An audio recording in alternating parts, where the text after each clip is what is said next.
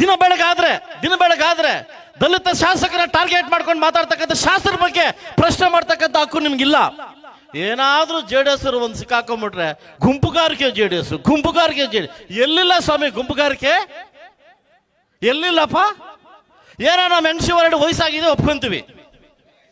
ಅವ್ರು ಹೇಳೋದು ಈಗ ತಾನೇ ಹೇಳಿದ್ರು ನಂಗೆ ಶುಗರೇ ಬರೋದಿಲ್ಲ ಅಂತ.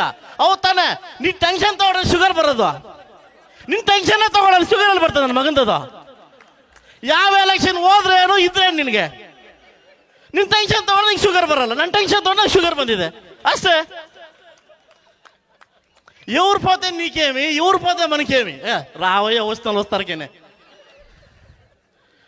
ಇದಲ್ಲ ಯದ್ಭಾವಂ ತದ್ಭಾವಂ. ನೀನ್ ಕೊಡಕ್ಕಿಂತ ಮುಂಚೆ ನಾನೇನ್ ಕೊಟ್ಟೆ ಅನ್ನೋದು ಬೇಕು.